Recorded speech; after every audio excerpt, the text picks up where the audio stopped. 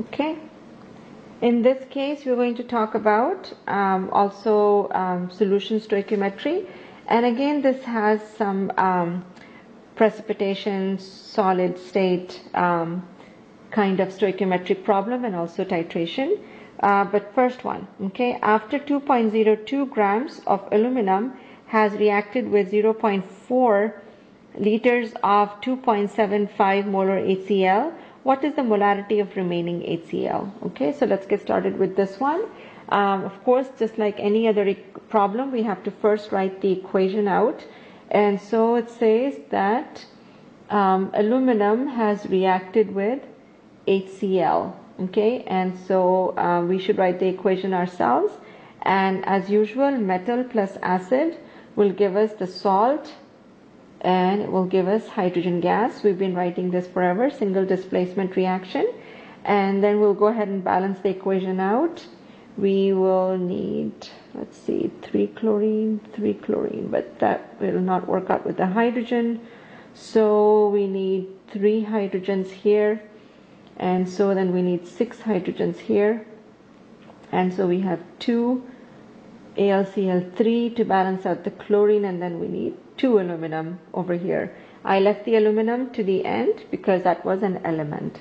Okay, so now we have 2.02 grams of aluminum, and we have 0.400 liters of 2.75 molar HCl. So now the question is actually about what is the molarity of remaining HCl. Okay, molarity of remaining HCl, because some of it has been consumed. So this is kind of like an excess reagent problem. Okay, so which means we need to find moles of aluminum, and we need to find moles of HCl, and then subtract. Okay, and after subtracting, you divide by total volume, okay, that we have. So that is our strategy. Let's find the moles, okay, of both.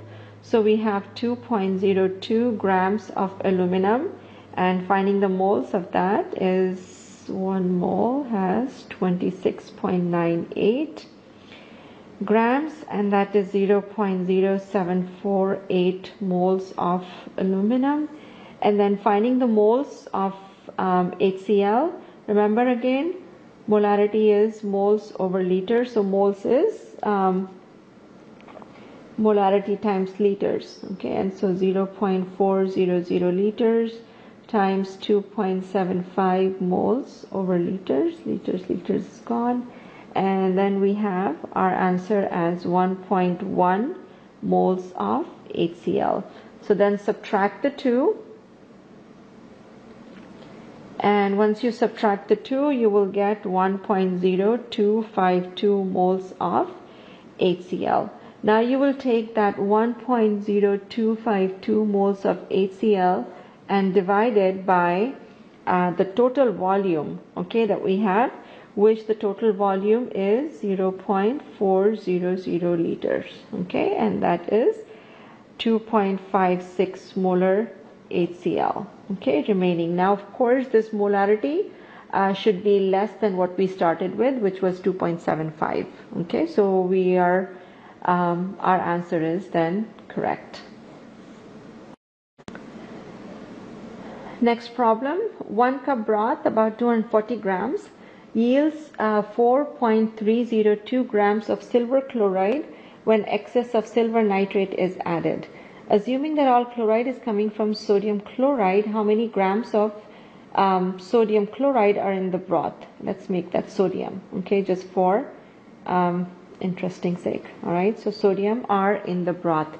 So this is a precipitation type of a problem. So let's go ahead and write the equation.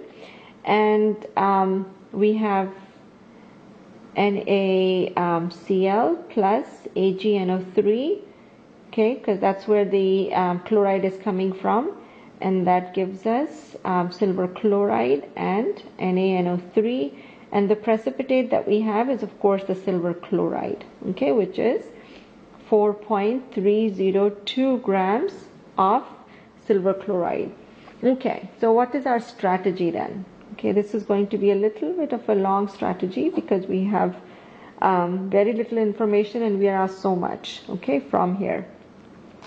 Okay, so let's start from grams of silver chloride, convert that into moles of silver chloride, convert that into moles of chloride, convert that into moles of sodium ions, and convert that into grams of sodium ions. There is no molarity over here. This is kind of like a stoichiometric problem, okay, but still this is considered to be a solution stoichiometry because of the precipitation reaction. Okay, so let's start with 4.302 grams of silver chloride and convert that into moles. So in 1 mole of silver chloride we have 143.32 grams of silver chloride, and that's coming from the periodic table.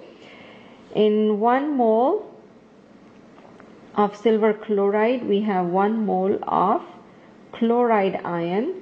1 mole of chloride ion is found in 1 mole of sodium chloride, and in 1 mole of sodium chloride we have 1 mole of sodium ions.